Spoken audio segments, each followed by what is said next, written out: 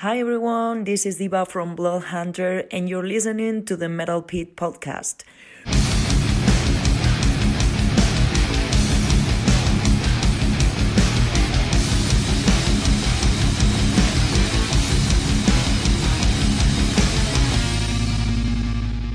Welcome to the Metal Pit podcast, where we delve deep into the albums and bands that shaped metal. Please visit our website, The Metal Pit, at www.themetalpit.org, where you can find album reviews, interviews, and live show reviews. Also follow us on Facebook and Instagram at The Metal Pit, and on YouTube, we have a YouTube channel, youtube.com at The Metal Pit 666. If you want to email me about the podcast, it's podcast@themetalpit.org. If you have any comments or suggestions, or maybe you want to be a guest. And we have a new Instagram for our podcast, which is at the Metal Pit Podcast. And if you're on Spotify, I just created a Metal Pit playlist. So look for that on Spotify if you use that service. Now, my guest today is a guitarist from the melodic death metal band Swansong from Finland, Topi Pitkanen. How are you today, Topi? Hello, I am really fine, thank you. Thanks for joining me. Thanks for asking me. Really great to be here. You're in the band Swansong, and I had your vocalist Yamina on an episode a few weeks ago, and we did Iron Maiden, and she said that, oh, my guitarist would like to talk about Iron Maiden too, so we're here again to do Iron Maiden. Now, unfortunately, I've already did the first 5 Iron Maiden albums already, so we couldn't do one of those. I don't know if that would have been one that you chose, but you did say Seventh Son of a Seventh Son, but unfortunately, I'm not a big fan of that one, so I thought we should do a different one. So we're going to do Fear of the Dark. But first, what's happening with Swansong right now? Do you have any shows planned soon? We are now making a few gigs in summer, 2 big festival gigs. I could say the 2 biggest metal festivals that here in Finland in June, and we have had few club gigs this spring already around Finland, and I'm making new songs, recording demos for the next Swansong albums now between the gigs, and that's pretty much it at the moment. Okay, and let me ask, I always ask this question to everybody that's on here, but when did you first get into heavy metal music? Like, what band was it, or album, or moment in time? Well, that was, surprise, was Iron Maiden. Actually, I was perhaps I was in 7th grade, yes. So I was like 13-year-old. My big brother had first Iron Maiden compilation CD, The Best of the Beast. Mm-hmm. It was the one CD version that he got, and actually he never became a metalhead, or not at least a bigger fan of Iron Maiden. But he used to play Wasted Years all the time in that time, and I heard the song through the walls to my own room, and first of all I didn't like it so much, but then it just I remember I was in shower and sauna, it was like ringing in my head, the song. I was hearing it also behind the wall, and I started to like it very much, and then it didn't take so much time that I just fell in love with that. So your first introduction to Iron Maiden was actually a best of. Yes, yeah. And then it was time before internet. Yeah. I started to collect their albums, and it was great time. Actually, I have many times I dreamed that it would be so cool to live that phase again, when you are like introducing yourself for the first time to new albums, and when you get the first time to get no new album. It's magical moments. Yes, I know. Like I'm in my 50s, and I was 16 when I first heard Iron Maiden, and it was the Number of the Beast album. But if I knew I was going to do this podcast, I wish I would have wrote stuff down back then when I first listened to bands. Yeah, tell me about Then I it. could remember stuff. I do remember Number of the Beast being my first like heavy metal album, so I remember that, and I've already mentioned that on this podcast, I guess 6 times Okay. before, because every time we do an Iron Maiden Is it one. the same one that's on the wall there? Yes, that is it there. Yeah, it's on my wall. I think I have a few different copies of it because I wore my first one out, so that was back in the not very good turntable days back then. Cheap needles or whatever. Yes. Now what would be your favorite Iron Maiden albums? Say like your favorite couple or whatever. If well, you can pick that. it's like it always changes in time, the favorite ones, but I think the main thing is like the big part of the 80s ones, I must say. I can say that well, Seventh Son is one, and Number of the Beast is one, Power Slave is one. Well, Peace of Mind, Somewhere in Time. There's maybe the top 5. Yes. And I also love Killers and Iron Maiden very much. When I was a teenager, those albums didn't hit me so hard. But when I'm older, I've started to love those albums more and more. Yeah. Well, for me, like I said, I got the Number of the Beast, and then as soon as I heard that, I ran out and got the first 2 albums too, even though it was Paul Di'Anno singing, but I still like them. Yes. And my favorite 5 Iron Maiden albums are the first 5. Yeah. Probably just because, that's when I discovered them and stuff like that. Yes. Now, what about for guitarists? Who are some of the guitarists, or what made you want to play the guitar, or who made you want to play the guitar, maybe? It was a little bit earlier than my introduction to heavy metal music, maybe 1 or 2 years before I got into heavy metal. My neighbor, and it was also my classmate, my very good friend at the time, his bigger brother got electric guitar, and when I was visiting them, it just there was something magical. I just always wanted to try how to play it, and just tapping and trying to get noises out of the guitar. And then I started to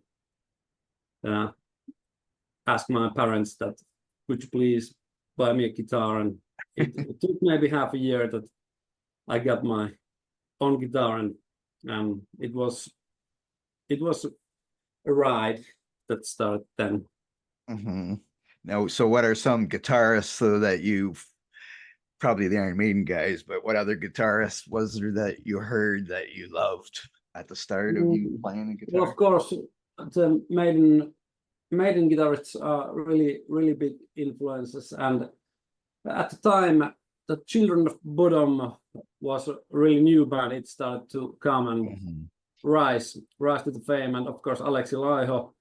Yes. And I'd say Marty Friedman from Megadeth.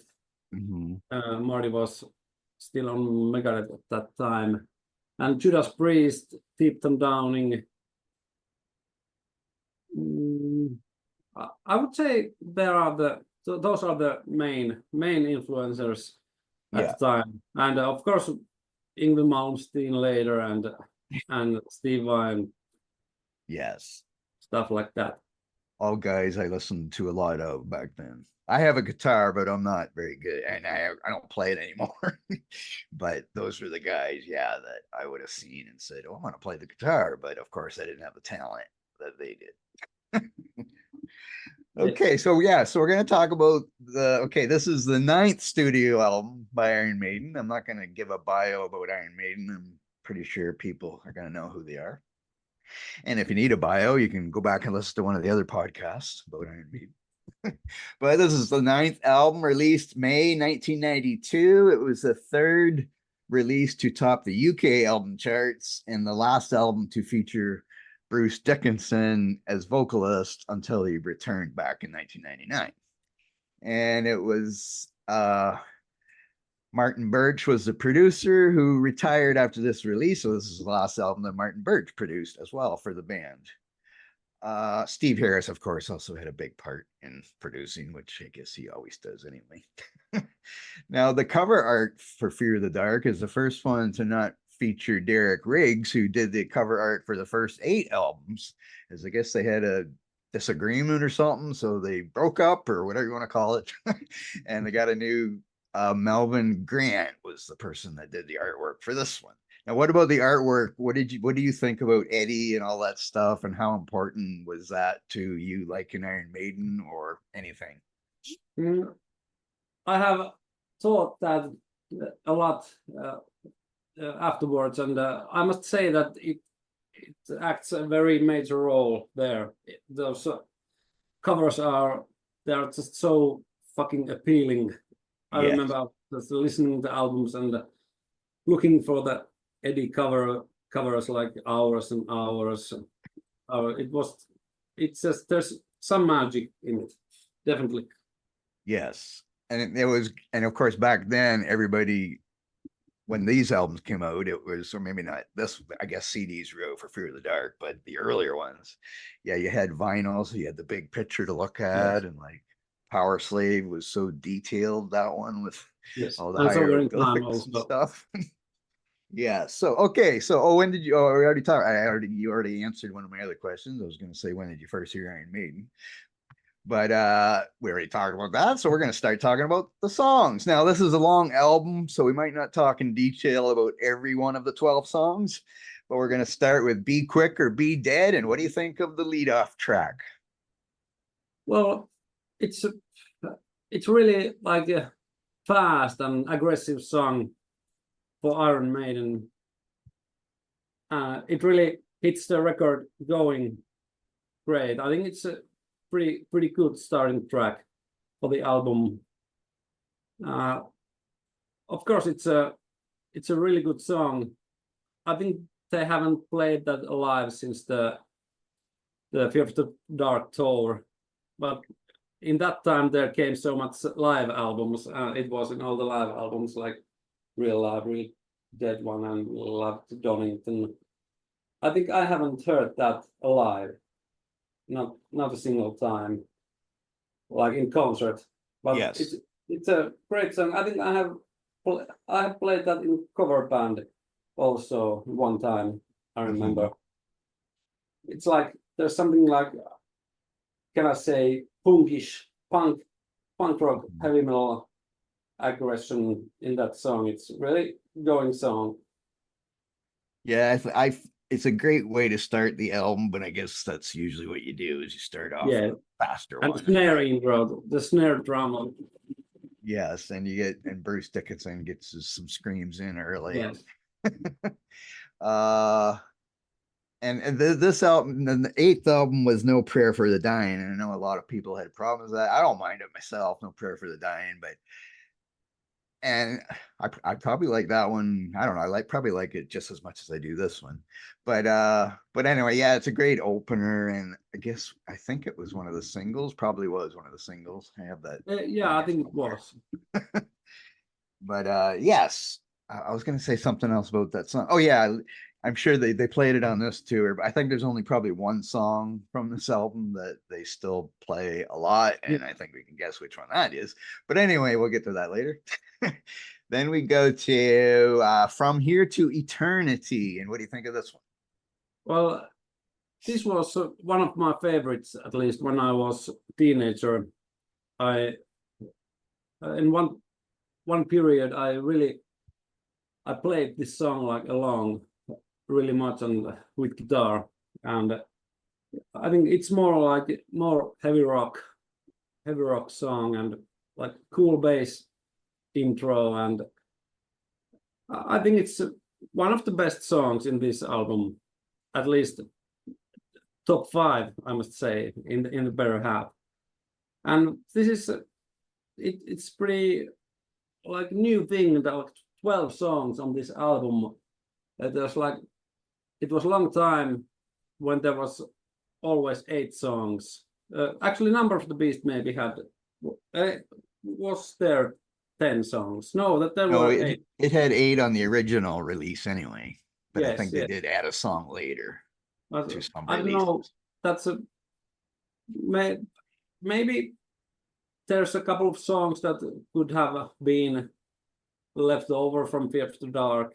Maybe at least I wouldn't like the album any less if there was maybe 10 songs, I can say. But there are plenty of great songs, and From Here to Eternity, it's absolutely the songs of the better half of the album, which I like. Now, this song is for the lyrical content. It continues the story of Charlotte the Harlot. Was it that? There's like 4 different, I think there's 4 songs. You like Charlotte the Harlot and 22 Acacia Avenue. Yes. That reads in the booklet. What was this the third one, or? This is I think this is the third one. I'm not sure where. I think there's a 4th one, but I can't remember. I didn't look that up. But I think I did read before that there's 4 parts of that story, or 4 songs that are about Charlotte the Harlot. Now this could be the 4th one. I can't remember, but that's something that people can look it up. Yeah, because I forgot to. But yes, and it's Charlotte falls in love with a motorcycle. I don't know, something like that. But anyway, but yes, this is one of the better songs in the album too. And this is the first studio single by Iron Maiden not to feature Eddie on the artwork. Now, that might be a part of the fact that Derek Riggs wasn't doing the artwork anymore, so maybe it was easier. Perhaps. Hey, Derek, do some art. And so since they didn't have him, maybe that's why, because 2 of the 3 singles on this album don't feature Eddie on the artwork of the cover, because they always have, even their singles have Eddie on the artwork. So that was one of the things. The other is later on the album. I do find this album, as we go along, I'll probably say this a few times, there's lots of great guitar solos. Yes. There's a great one on that one. And some of the other songs that maybe could have been left off the album, like you said, but the solos are still really good. It's just too bad the song's a little bit boring to get to the solos, but we'll get to that. Then we got one that I listened to this album yesterday to refresh my memory, because it's been a while since I listened to the full album.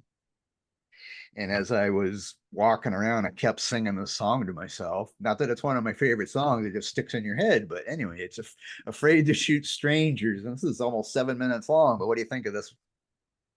One of the best melodies ever. The guitar thing that starts in somewhere in 2.5 minutes after the slow section. I just fell in love with this song. Absolutely one of the best songs of this album. I just love the theme melody when the electric guitar, distortion guitar start hitting. Absolutely fantastic song. They also played this live in that period, at least, and not after that. And it's obvious it's not so great love song, because there's almost 3 minutes with the slow phase in the beginning, but when it hits in that, that's one of my favorite melodies ever in the whole world in this song.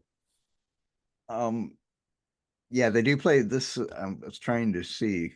I'm looking on a website, setlist.fm, that I've used before on the podcast as a reference, but it shows you how many songs they play live, and this is their 26th most played live song. So I guess they play this one and Fear of the Dark. Fear of the Dark is number 10 or number 9 for most played Iron Maiden songs, which is pretty good, being from the 9th album.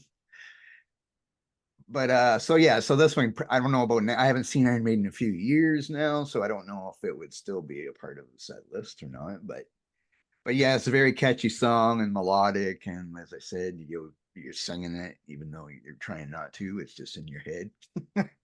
But it's too long to be it would have been a good single, I guess, if it was shorter, if it didn't have that slow at the mid-tempo start to the song, like you said.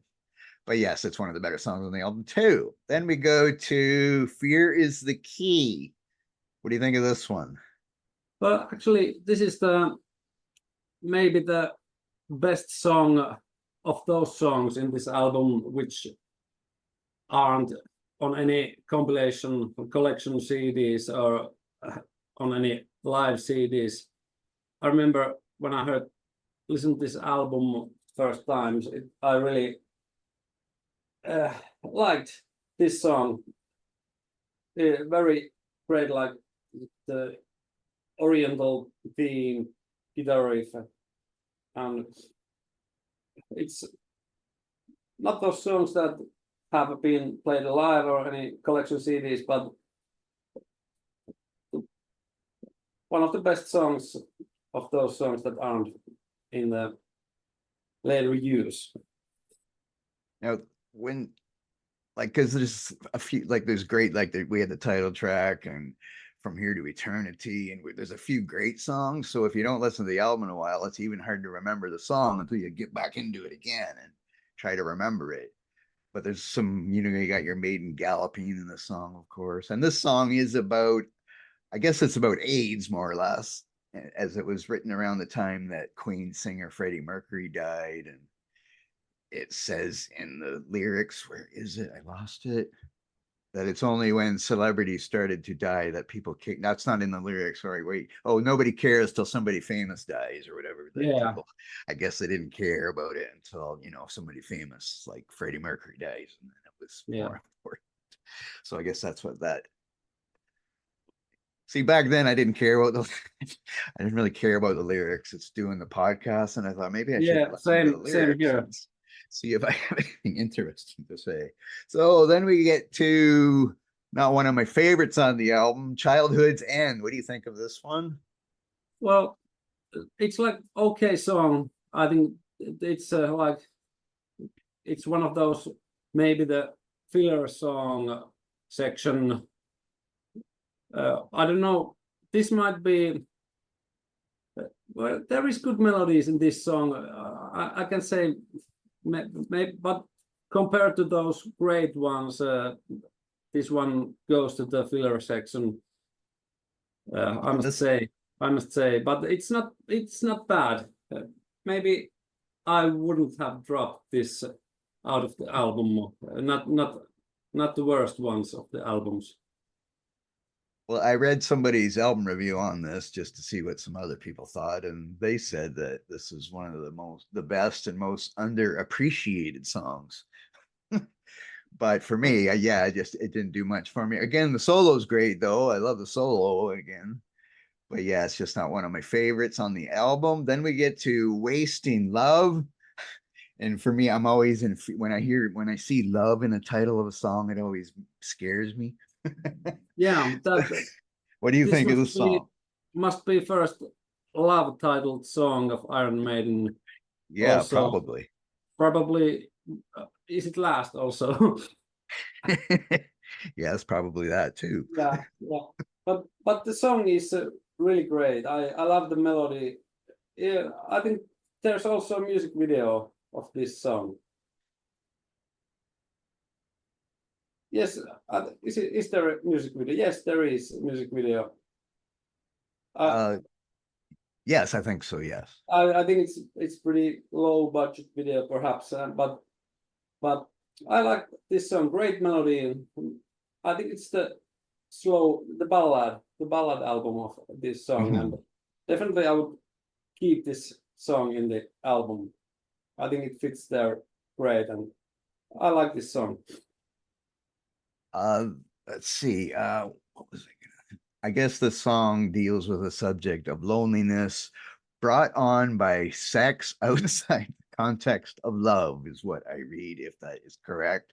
I'm just going by some other things. And this is the third Iron Maiden single ever to not feature Eddie on the cover. And we already talked about the other one. And the other one was Running Free Live, which just had a band playing live back on the Live After Death album. So those are the only three up to this point. I wouldn't be able to answer that about the albums after this. Then we get to, I don't know, I would say this is one of the heavier songs on the album, but The Fugitive. Do you like The Fugitive? Well, I think Fugitive perhaps is maybe somewhere the top 3 that I like the least of these albums songs. I mean, I think I don't have really much to say of this song. It's not my favorites from this album. Maybe I would say this is one of the filler songs for me. Yes. I think, and of course, I don't need to talk about the lyrics. The Fugitive, it kind of makes easy sense. It kind of reminds me of the lyrics from Murders in the Rue Morgue, where guy's on the run and trying to clear his name. But anyway, we'll go to Chains of Misery. And this, Dave Murray doesn't usually write songs too often, I don't think. But he was I him think and here we Dickinson. see why.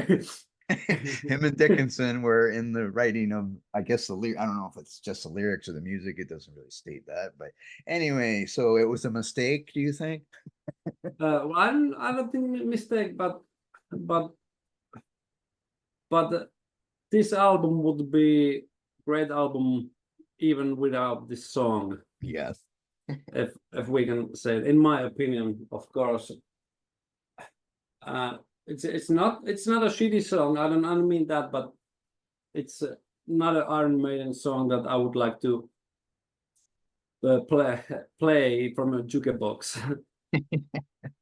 Yeah, I wrote down for myself another one that just doesn't do it for me. So yeah, so we'll skip any more about that. Then we go to The Apparition. Now, this could be a filler song too. Let's see. What do you think? Well, but these are maybe this and the last one, 2 most filler songs of this album. Actually, I just listened this album maybe an hour ago before this interview to catch up. It's been a while for me too since I listened to this whole album, and actually this may be the song that I have least in my mind from this album. It's not so important one of this album. Yes, and I'm sure this didn't make it to too many live shows. I'm not going to look that up. I guess. But again, I like the solos on it. Like I listened to this right before the podcast too, just to make a few more notes for myself. But I thought, yeah, the song's kind of boring. The solos are good, but yeah, it's like the great solos are kind of wasted on a song when you don't want to. And of course, that song is probably about a ghost that comes back to talk to his friend and say, I'm still with you. Anyway, then we go to Judas Be My Guide. And what do you think of this one? This is an absolute gem. I love this song, and I think it's a really underrated song. In my opinion, this could be like a great choice for live set and compilation albums. Also, there's definitely one of the best songs of this album, in my opinion. Now, I think this is about religion, but I'm not going to get into that. But one person where I wrote said, I think it's a tribute to Judas Priest because it says, Judas be my guide. Perhaps. But I don't think so because they're both, I don't think Iron Maiden was that far behind Judas Priest, but they were a little bit. But I don't think they needed Judas Priest to do what they wanted to do. Because Iron Maiden and Judas Priest are both great bands, but to me, they don't sound anything alike. Really. Yeah. Judas Priest is more riff heavy, while Iron Maiden's more melodic. Leads, things like that. And this is another one that has a lot of their guitar melodies in it. And then we go to Weekend Warrior. And what do you think of this one? This is perhaps my least favorite song in this. So now we find it. There's like 3 songs that I would have dropped off this album, and Weekend Warrior is the third one. It's just not for me.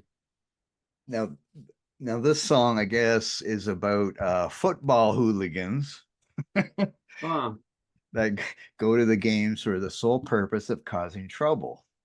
And Makes so I sense. guess, and of course, we all know that Iron Maiden loves their football, especially Steve Harris. But they used to play football, soccer here in Canada, we call it. But so yeah, I guess that's what the song's about. But yeah, it's not one of my favorites either.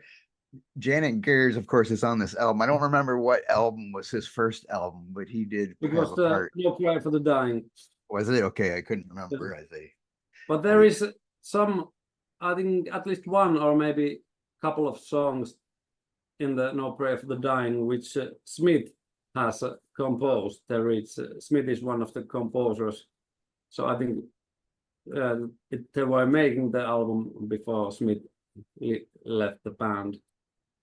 Yes. But they found a really perfect replacement for that. Yeah, because when Bruce left, he had Yannick in his solo band. Yeah.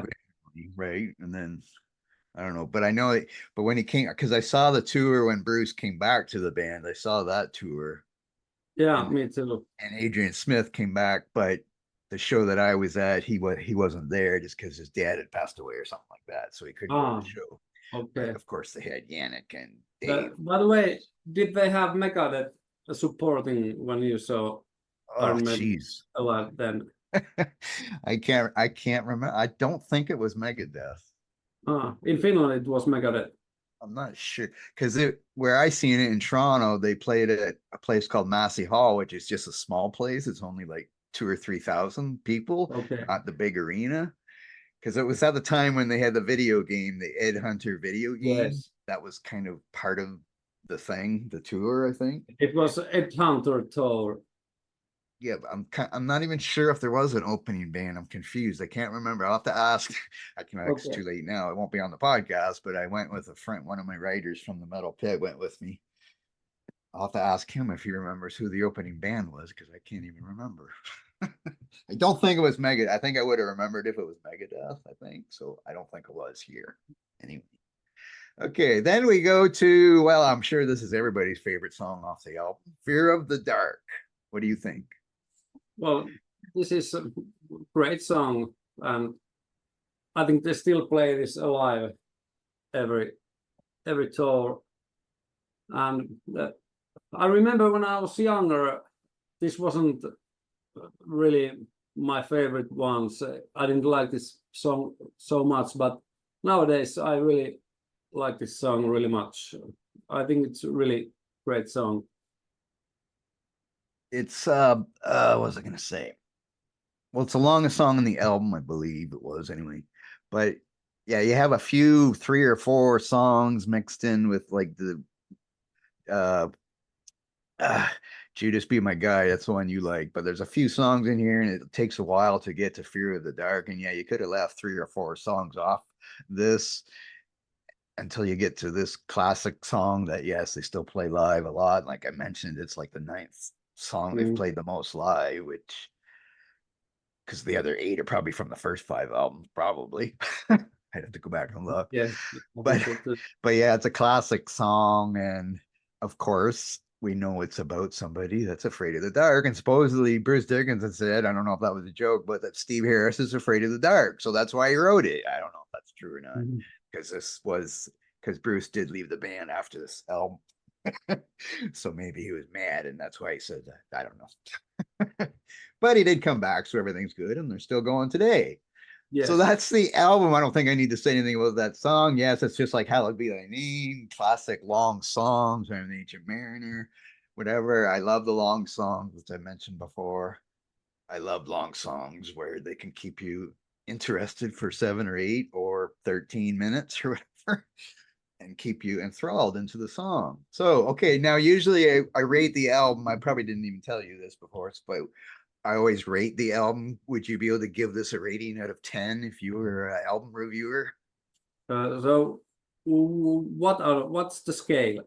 Like out of 10, like 7 out of 10 or 9 out of 10 or like 0 to 10. yes, yeah, 0 to 10, yes. Yeah. Well, let me think. I think would it be I give 8. Okay. 8. I was thinking like 7.5 or 8, but I give it 8. I would probably give it a 7, I think I'm thinking here. Now, like if we would have left, like I just mentioned, we would have left off a few of these songs, it could have got a better rating because then you would, just like Yes, say, Number of the Beast definitely. only had 8 songs on it, and there were 8 great songs, I thought. Yeah. So there wasn't any filler on the Number of the Beast, I don't think, or even If there was no fillers, then it would definitely be maybe yes. maybe even 9, 8.5 or 9, something like that. Yes. Now I usually ask people about seeing the band live. Now I've seen the band probably, I don't know, 10 times or something like that. The first time I seen it was the Power Slave tour. That was the first one in 1984. Because I still remember November 30th, 1984. I still remember the date because that was my first ever concert. Twisted Sister opened up for them. Okay, cool. I still like Twisted Sisters. They're okay. But in the last time I seen them, geez, I took my kids. Let's see, they're like, I think is that the last time? No, I took my son. That's right. Oh, I can't even remember. But anyway, it was like 5 or 6 years ago, probably is the last time I seen them. So how many times have you seen them, or maybe what some I'm special? not sure, actually. I think it's 13 or 14 times. Mm-hmm. The first time was 23rd of September in 98. It was the virtual 11 tour in Helsinki. And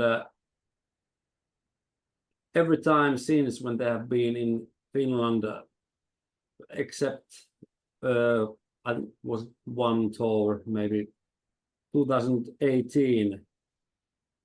That tour I didn't see. I had my daughter's birth was maybe the same day. It was the birth was same day, the same time that the Iron Maiden gig is gonna be. So that's why I didn't buy the ticket there. And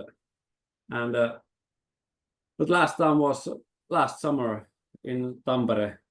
They played two gigs in Finland, and it was the first night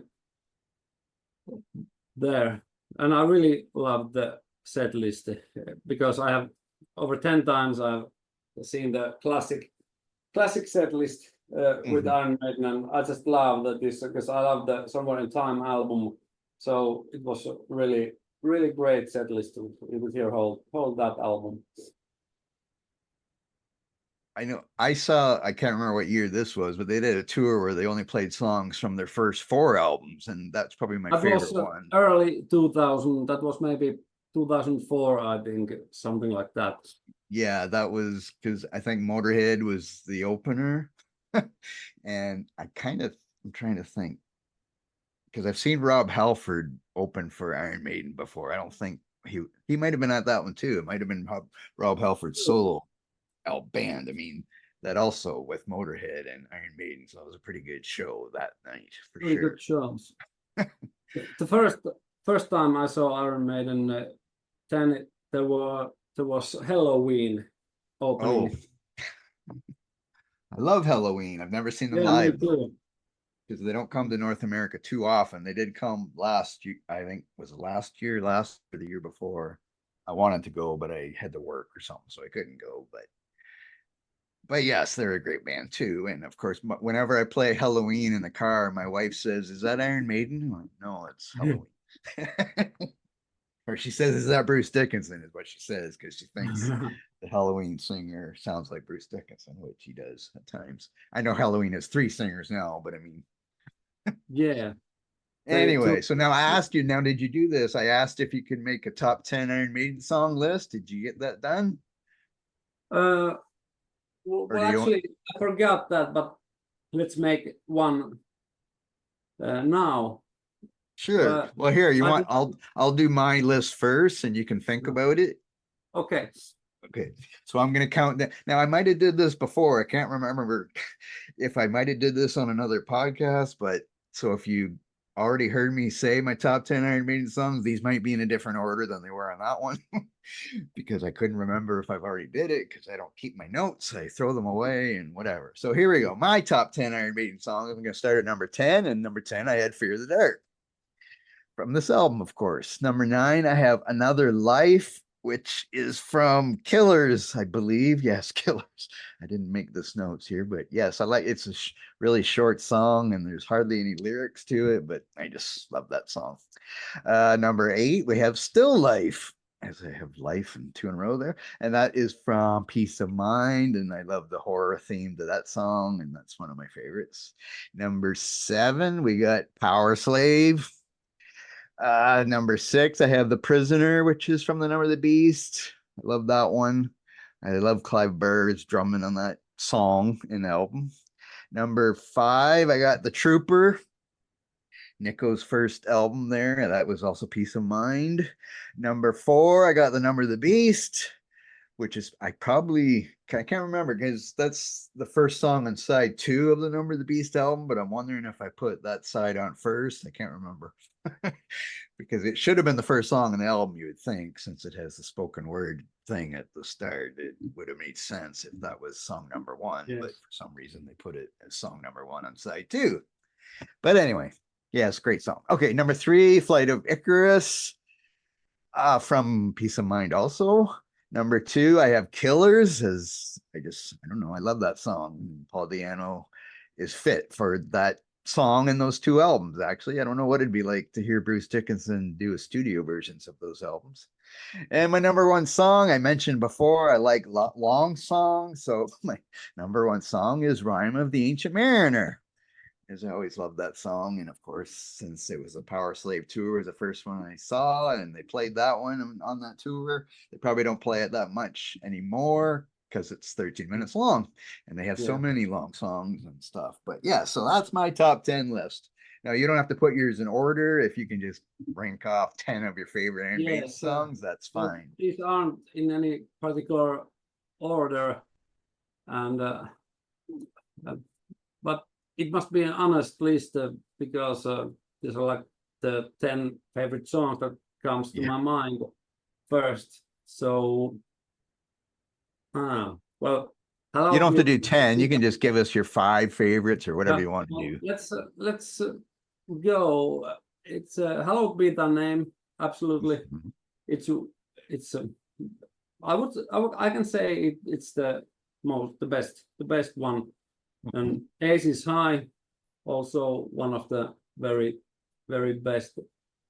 Only the Good Die Young. And I would say Seventh Son of Seventh Son. And also, I think Still Alive. And Killers is absolutely favorite. Oh, The Evil That Men Do comes also in top 10 these times. And Down With Your Boots On, Purgatory, and and Wasted Years also. It's I love that. Yes. So nostalgic sounds, and I just it brings so much great memories, and it's the song when where my heavy metal journey began. Yes. There's so many greats now. I mean, most of mine, I think 9 of my 10 are from the first 5 albums. And only Fear of the Dark is from another one. But I mean, there's still great songs, and like I know when, like I said, that Seventh Son isn't my favorite album, but back when it came out, I listened to Somewhere in Time a lot, and then I listened to Seventh Son. It's just now as I'm older and I'm going back, I'm thinking if I'm going to pick my favorite Iron Maiden albums, it's still going to be The Number of the Beast or Power Slave or whatever. And what about the last Iron Maiden album? Did you listen to that very much? at the time when it came, I listened to it pretty much, and I was surprised that it was a better album that, in my opinion, that they have made compared to the last few albums before that.